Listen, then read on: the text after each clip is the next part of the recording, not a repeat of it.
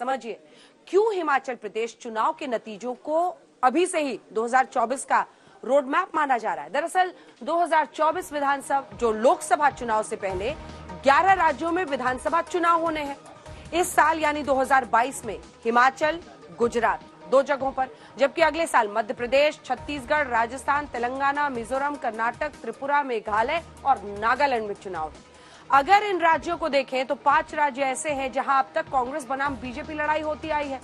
हिमाचल प्रदेश, गुजरात, मध्य प्रदेश, छत्तीसगढ़, राजस्थान। इस बार सिर्फ गुजरात में आम आदमी पार्टी की एंट्री हुई है। बड़ी बात यह, अगर 2019 के नतीजों को देखें तो 5 राज्यों में लोकसभा की कुल 95 सीटें हैं, जिसमें 90 सीटों पर बीजेपी जीती थी। हिमाचल एक ऐसा प्रदेश है जहां हर 5 साल में सत्ता बदलती है। अगर बीजेपी हिमाचल वापस जीत जाती है तो कांग्रेस के लिए बड़ा सियासी नुकसान होगा। अगर कांग्रेस जीतेगी तो बीजेपी के लिए बड़ी हार होगी, क्योंकि डबल इंजन वाली सरकार की हार हो जाएगी।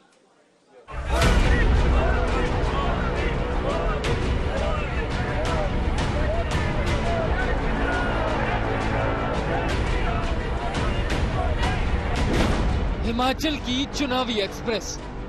12 नवंबर को हिमाचल की जनता अपना फैसला लॉक कर देगी और 8 दिसंबर को जनता का फैसला दुनिया के सामने होगा।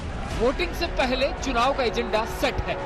नरेंद्र मोदी ने डबल इंजन की सरकार का रिपोर्ट कार्ड पढ़ते हुए बड़ा दावा कर चुके हैं। पहाड़ के वोटरों को पानी और जवानी की फिलॉसफी समझाई थी। आज जब इस ऐतिहासिक चौगान पर आया हूँ तो पुरानी बातें याद आना बहुत स्वाभाविक है। यहाँ के अपने साथियों के साथ बिताए पल और राजमाह का मदरा सचमुच में एक अद्भुत अनुभव रहता था। चंबा ने मुझे बहुत स्नेह दिया।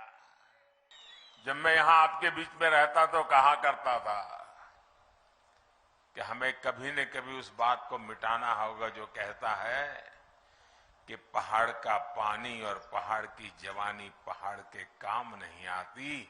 आज हमने उस बात को बदल दिया है।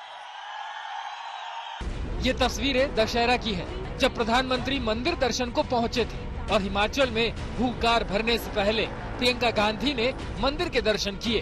मतलब एजेंडा सेट है, जो यहाँ के बाद पूरे देश में दिखेगा।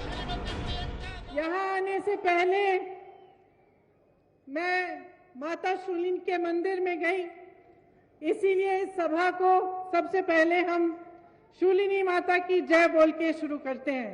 आप मेरे साथ कहिए, माँ शूलिनी की, माँ शूलिनी की जय, माँ शूलिनी की जय। आपके पास कर्मचारियों के पेंशन के लिए पैसा नहीं है, लेकिन बड़े बड़े उद्योगपति मित्र जो हैं आपके, उनके लोन आप माफ कर देते हैं। उनको तमाम पीएसयू पकड़ा देते हैं, उनको कोल्ड स्टोरेज दिलवा देते हैं। सेब के दाम, फसल के दाम वो तय करेंगे, और जो मेहनत कर रहा है कर्मचारी, उसके लिए आपके पास न समय है और न आपके पास पैसा है, और आप अपने मुंह से कहते हैं ये। हिमाचल के नतीजे क्यों बीजेपी और कांग्रेस की साख का सवाल है, इसे बहुत गौर से समझिए। मतलब ये कि बीजेपी और कांग्रेस के लिए इस चुनावी नतीजों के मायने क्या होंगे। नंबर 1, हिमाचल में चुनावी लड़ाई बीजेपी और कांग्रेस में है। नंबर 2, हिमाचल प्रदेश से बीजेपी अध्यक्ष जेपी नड्डा आते हैं। नंबर 3, 2021 में हुए उपचुनाव में बीजेपी की हार हुई थी। नंबर 4, अगर कांग्रेस जीती तो जनता का मूड पता चलेगा। नंबर 5, अगर बीजेपी जीती तो दूसरे राज्यों में कांग्रेस फंसेगी। बीते साल हुए उपचुनाव में बीजेपी को मंडी लोकसभा और 3 विधानसभा में कांग्रेस के हाथों करारी हार का सामना करना पड़ा था। अब सवाल है कि 2017 के नतीजे बीजेपी रिपीट कर पाएगी अगर आंकड़ों पर नजर डालें। वैसे तो 2017 में हिमाचल प्रदेश की 68 सीटों में से बीजेपी को 44 सीटें मिली थी और करीब 49% वोट मिले थे, जबकि कांग्रेस को 21 सीटें और करीब 42% सीटें मिली थी। इनमें से एक सीट बीजेपी उपचुनाव में हार गई और मौजूदा सूरत में बीजेपी के पास 43 और कांग्रेस के पास 22 सीटें हैं। डगर कठिन है, लिहाजा मोदी ने हार्ड वर्क शुरू कर दिया है। तो चुनाव के ऐलान के बाद कल अमित शाह हिमाचल का दौरा करेंगे। हिमाचल के लिए मोदी का होमवर्क भी आज आपको समझना चाहिए। जब हिमाचल के लिए हर छोटी चीज के लिए, हिमाचल के अधिकार के लिए भारतीय जनता पार्टी के नेताओं को, कार्यकर्ताओं को लेकर के दिल्ली में जाकर के गुहार लगानी पड़ती थी, आंदोलन करने पड़ते थे। कभी बिजली का हक, कभी पानी का हक, तो कभी विकास में हक मिले, भागीदारी मिले। लेकिन तब दिल्ली में सुनवाई नहीं होती थी। आज प्रियंका ने इतिहास के पन्नों को पलटकर इंदिरा गांधी का हिमाचल अध्याय पढ़कर सुनाया। इंदिरा जी का हिमाचल प्रदेश से बहुत लगाव था।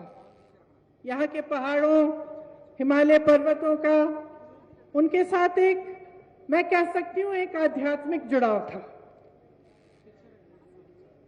आपको शायद ये मालूम नहीं होगा कि जब वे शहीद हुए, उससे कुछ समय पहले शायद उनको मालूम था कि शहीद होने वाली हैं। कुछ समय पहले उन्होंने अपने परिवार के सदस्यों को एक पत्र में ये लिखकर कहा कि मेरी अस्थियां सिर्फ संगम में नहीं विसर्जित करना, वहां जरूर करिए, लेकिन कुछ अस्थियां हिमालय के पर्वतों पर भी बिखेर देना। चुनावी तारीखों के ऐलान के बाद अब सियासी दंगल में कांग्रेस और बीजेपी में सीधी जंग है। लेकिन मैदान कौन मारेगा, ये 8 दिसंबर को पता चलेगा। हिमाचल प्रदेश में अब तक हुए विधानसभा चुनावों में भारतीय जनता पार्टी और कांग्रेस के बीच में सीधी टक्कर होती आई है। लेकिन अब की बार चुनावों में त्रिकोणीय मुकाबले देखने को मिल सकते हैं, क्योंकि आम आदमी पार्टी हिमाचल प्रदेश में खाता खोलने के लिए खूब जोर आजमाइश कर रही है। कैमरा पर्सन अमन गुप्ता के साथ मंजीत सहगल, सोलन, आज तक।